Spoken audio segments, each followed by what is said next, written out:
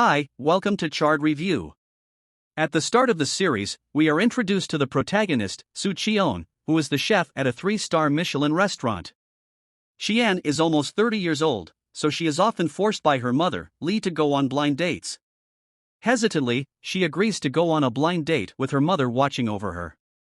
However, when her blind date shows up, Xian bolts immediately because the man is quite a bit older than her. In order to evade the man, she runs into the busy road. Followed by her mother. Li screams at her, saying that she must marry soon as she doesn't have much time left to live. Hearing this, Gianna is shocked and she probably stops in the middle of the road. Suddenly she gets hit by a car. Xian is immediately taken to the hospital, but when she wakes up, she surprisingly finds herself in the body of someone from ancient China. A voice asks her if she's okay. Xian turns around to see a girl named Jing, the same age as her, calling her mistress.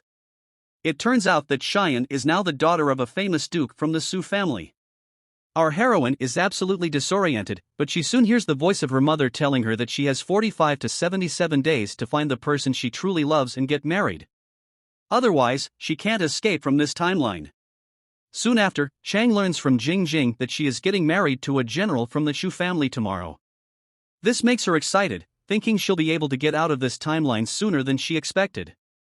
We then cut to the wedding night where Chang gently sits in her room and waits for the general. She talks to herself, wondering what if she doesn't like the way he looked. After a while, the general Zhenyo walks in and removes her veil. She likes what she sees and decides to sleep with Zhan Yao as soon as possible, believing it will bring her back to her present time. He instead says that he'll be spending the rest of the night in the other room. As a result, our portion is left alone on her wedding night the following day. Xian enjoys princess-like treatment in her new home. The Chu manor her maids help her in the bath and also do everything else for her. Later Xian is summoned in front of General Zhan Yao, who informs her that his mother, the Queen Mother, is arriving at the palace tomorrow and that Xian needs to behave like she is in love with him. Our heroine then makes the general beg, but it turns out it's only her. Jania was still standing in front of her with a cold, unbothered face. Chang agrees to act accordingly in front of the Queen Mother, hoping she will be able to win her trust. The following day, the two wait for the Queen Mother to arrive. To Qian's surprise, Jing Ruo, Junior's childhood friend, gets out of the carriage and excitedly greets him. Yan is evidently jealous of the woman who seems to be rather flirty with the general. It's revealed that King Rio is also the niece of the Queen Mother. Junyo and Jingyuan catch up on their lives and flirt with each other, luckily for Chang. The arrival of the Queen Mother cuts their small talk short. Xion is prepared to impress her mother-in-law. She warmly greets her and flatters her with sweet work. Queen Mother is immediately impressed by her daughter-in-law, calling her highly cultured and smart. She then suggests Jin Yao and Qian fulfill her dreams soon and give her a grandchild during dinner. Queen Mother loses her appetite and refuses to eat anything. Jingru asks she can help with medicine, but Queen Mother bluntly declines her offer. In the meantime, Jinyu wonders why his mother is being so rude to Jing Royal. The Queen Mother wants her son and her new daughter-in-law to make a toast. As she couldn't attend their wedding, she unexpectedly grabs a cup of alcohol and urges Jian Yao to do the same. Our hero unwillingly raises a glass and makes a toast just to abide by his mother's wishes. He is also doing the bare minimum to be friendly with Qion. To make her mother-in-law feel better, Qian decides to make her signature soup. Qian was a well-known chef in her timeline, so she believes she can win over her mother-in-law with her cooking skills. Her plan works as the Queen Mother absolutely loves Qian's homemade soup. Jingrul is obviously envious and she plots to get back at Qion and make Jin Yao fall in love with her.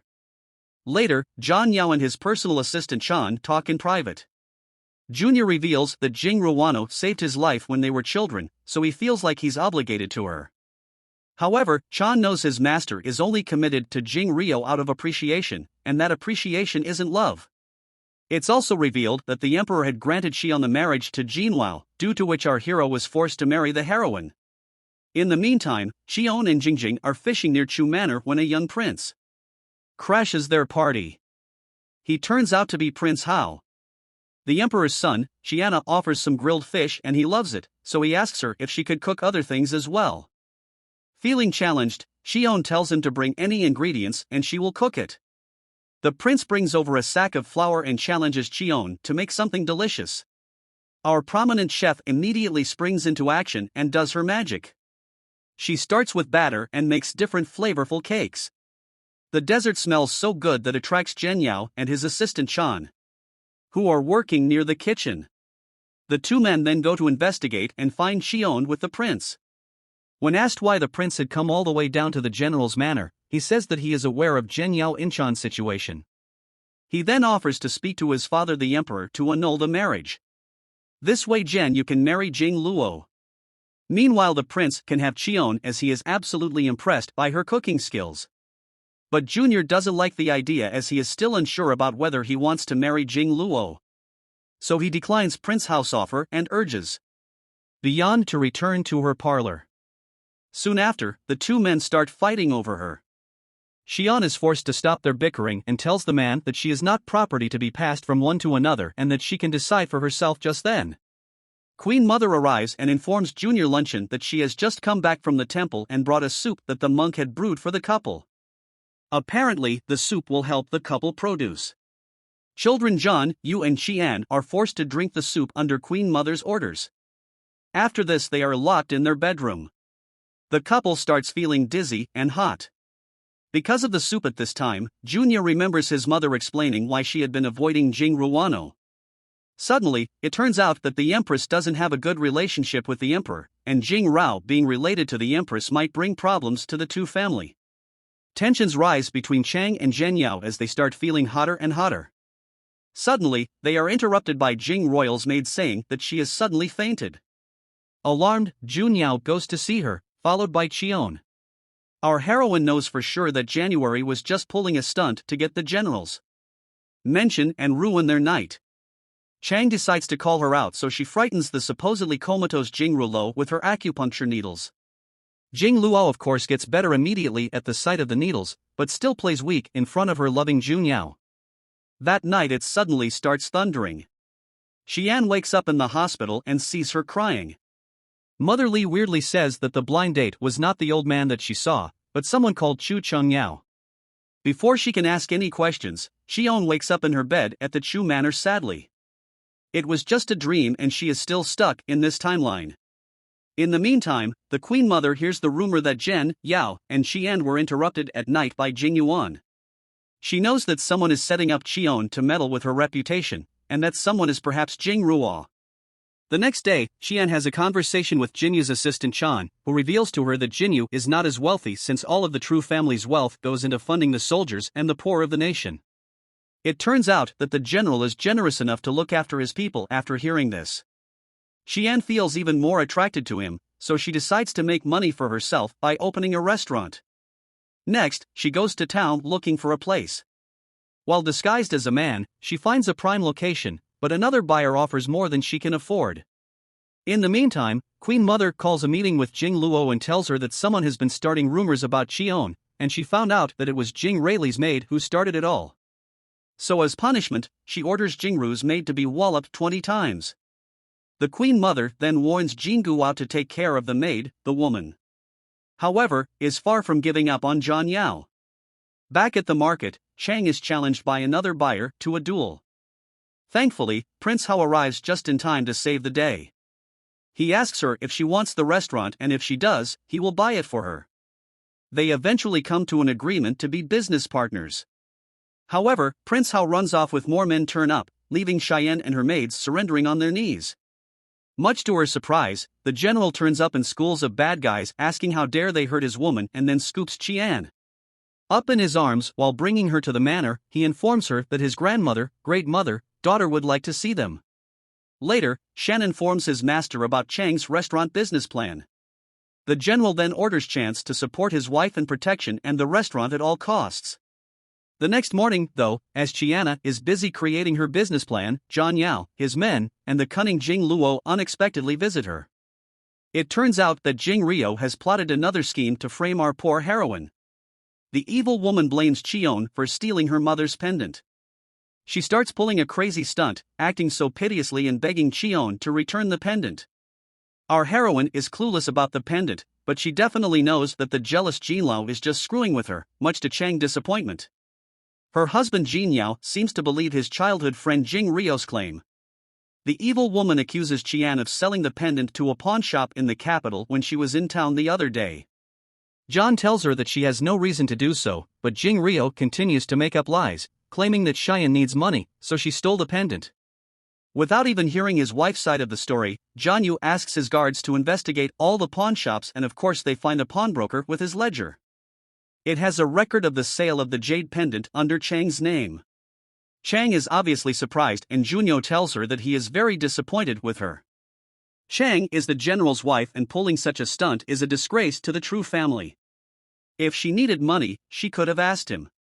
In the next scene, Prince Hao suddenly turns up and says that since it seems there's a trust issue between the general and his wife, it is time for them to divorce. Zhan Yao is shocked, and the prince further explains that Qian has no reason to steal because she has partnered with him for the restaurant. Additionally, he brings forward the pawnbroker's wife, who begs her husband to tell the truth. 949. After realizing that he might face severe consequences for lying to the royals, the pawnbroker reveals the truth. He points at Jing Rao's maid, saying that she was the one who sold the pendant to him and paid him to frame Qian. Jing Luo, being the mastermind, starts worrying as she could be exposed, so she again puts on an act. She throws her maid under the bus and slaps her in front of everyone, but Qian knows Jing Ruano is really behind it all at the same time. Zhan Yu suddenly grabs Chang's hand and drags her outside. He brings her near a stream and apologizes to her for not trusting her. Xian is stubborn at first and refuses to accept his apology. Zhen Yao also tells her not to get too close to Prince Hao, but then he romantically carries her back to the manor in his arms, and she goes all gooey and eventually forgives him. Later, Junior tells us Assistant Chan. They did wrong by Chang. He got caught up in the lies made by another woman and did not support his wife. Chan quickly surmises that it looks like the general has started to fall in love with his wife. Chang Janio disagrees because he thinks his wife Qion is too plain and messy. But when the maid brings home the food made Bakian, he almost pounces over the food, not wanting to share it with anyone. The general seemingly likes his wife but is yet to realize it. In the meantime, Jingu was still not satisfied with wanting to destroy Jean. When she learns that there is a woman whom Xian fears, she comes up with another plan. It is revealed that Xian dreadfully fears her big sister Yong, and the two do not have a good relationship with each other. The next day, Xian and her business partner Prince Hao formally opened their restaurant. On the first day, they give free food to the poor people of the capital. Meanwhile, Jing Yuan was furious that she owned for increasingly stealing the limelight. So she has her maid talk to Qian's sister Yong to apparently create mayhem at the restaurant as planned. Young visits the restaurant with her men and starts slandering Qian. She then orders her men to destroy the place. However, Chang is unbothered by the destruction. Meanwhile, Prince Hao is freaking out because of the loss they now have to bear. Chang calmly says that Young will be responsible for the loss and she will have to pay 3 times whatever she and her men destroyed. Just then, the police arrive at the scene and arrest Young, who is made to pay threefold for all the damages. When Jing Yuan hears about her failed mission, she is clearly angry, but she doesn't stop attacking Chang with her eyes and fake accusations. She goes on to spread another rumor that Prince Hao and Qian are romantically interested in each other. The part where Prince Hao likes Qian is true, but our heroine only has eyes for General Jin Yao. In the next scene, Chan informs his master about the rumor. Junior was evidently furious, although he doesn't believe Chen Yan is actually involved with Prince Hao. Chan then warns Chinyo to treat his wife warmly or else the prince might snatch her away from him. His assistant's words of advice get the better of him, and that. Alright, John Yale calls Qian to the bath. Much to her shock, Zhan Yao asks Qian to undress him while calling her his woman. She excitedly does as she's told, and they end up kissing each other in the bath. The following day, the couple seems to be in a very good mood as they flirt and act lovingly with each other. This comes as a surprise to Prince Hao, as he had just recently witnessed a rather cold and unbothered Jun Yao, who was very unsupportive of his wife. For the next couple of weeks, Chang's business blossoms as she earns more profit than expected. As Prince Hao's congratulating her on the success of the business, Zhan Yao arrives to remind him that, after all, she is the general's wife. The two men indeed have a cold war going on between them. Over our lovely heroine, Sean is forced to speak up. When the two men continue insulting each other, she promises to cook a delicious dinner to keep everyone happy. As another day comes, so does another opportunity for Jean Rao to plot against Chang. This time, she manages to drive away Chang's customers from the restaurant by secretly poisoning the food. The customers then come to Chang, insult her, and start attacking her. Thankfully, before the situation can get any worse, Jin Yao arrives at the scene to defend his woman. He fends off the bad guys, swearing that the person behind this man will not go unpunished. Janel carries Chiana in his arms and takes her to their manor. He takes care of her injuries and also massages her back. During this time, the couple starts kissing each other and eventually end up making love. Junior was later approached by Jing Rao, who pretends to care for Chion. She asks if Chang is fine, to which John Yao blatantly tells her not to interfere with his marriage. He also asks her to leave the palace. After all, she is just a guest there. Hearing this, Jean Rao starts sobbing, reminding him of the many years they spent together as children and adolescents. But General clarifies that he doesn't have any romantic feelings for her, but he does care about her since she once saved his life. Hearing this, Jing Rao was even more motivated to make Chion pay for supposedly stealing her man. She swears to herself at this time she will get rid of Chion and destroy their life. In the meantime, we finally get to see Chang's father from the Seoul family. It's revealed that he's a greedy man who favors his elder daughter Yong over Chion. But when he hears that Chian has been winning the hearts of the Queen Mother, Great Mother, daughter and General Young Yao himself, he believes this will help him hard. Lots of money, in the name of his daughter. But Sean knows better, so she gives them a list of expensive items to buy for her dowry. Her father is forced to give her the dowry under the orders of the emperor himself. One day, Zhen Yao and Qian make a formal visit to his grandmother, the Great Mother Dowager. Thanks to her charming personality and prominent chef skills, she unsuccessfully impresses Great Mother Daughter as well. In response, she tells Qian that the true family is very lucky and proud to have a woman like Qian. As days go by, John continues making delicious food for Great Mother Daughter. She enjoys her time with her new family. However, Grandmother Dowager suddenly falls ill one day. After the doctor's examination, it's revealed that her food was apparently poisoned with her modern-era knowledge. John tries her best to save Grandmother Dowager, but sadly she succumbs to the poisoning. This is a problem for Chion, as she was the one who was cooking the food for Great Mother Daughter for several days. She indeed looks like the main suspect. As a result, Chiana is sent to prison, and when Jania decides to support her, he is stripped of his title and also sent to jail. Junior assures her that he will take care of her no matter how hard things get. One night, Prince Hao and both John Yao and Chang's maids sneak into the prison to visit their favorite couple. It turns out that Brian hasn't given up on our cooking and she has continued to make food for the prisoners. Prince Hao joins him in their cell, and this is when John Yao asks him to arrange a meeting with the emperor himself. The prince is initially reluctant, but when he sees the poor face of Chion, he eventually agrees. Just then a mysterious figure comes out of the darkness wearing a cloak. He is none other than the emperor himself. The emperor was unconvinced of the fact that Xian is behind the death of the Great Mother Daughter. Jania warns that this could be a much bigger thing than they think, as more people might be involved in this. The emperor rightly guesses that someone is trying to usurp the throne. He then suggests that they be ready for whatever comes their way in this grim situation. In the meantime, we finally get to see the main culprit. It turns out that the Empress is behind all of this chaos. She doesn't want General to be the next in line, and we learn that she wants to dethrone the Emperor so that her son can become the Emperor. This is the reason why Qian was framed for the murder, so that it would affect Jin Yao's reputation too. Ging Yuan was also an accomplice in this plot. By orchestrating lies and planting false evidence in Gino's manor to frame him for its honesty. All of this truth is revealed when the ampersand Herman attack the palace to overthrow the throne. She arrives with her men ready to kill the emperor. The emperor sneaks back to the palace from the prison and sits calmly on his throne. He lets her know that he is aware of her vicious plot. He already has a plan in mind. Soon after much of their surprise, Prince Hao and Genyo Cloud and their soldiers' uniforms arrive at the scene and take control of the situation. They manage to subdue the Empress's men and force her to surrender. Jingru starts to whine, telling Jinyu that she was under the influence of the Empress and she tried her best to save him.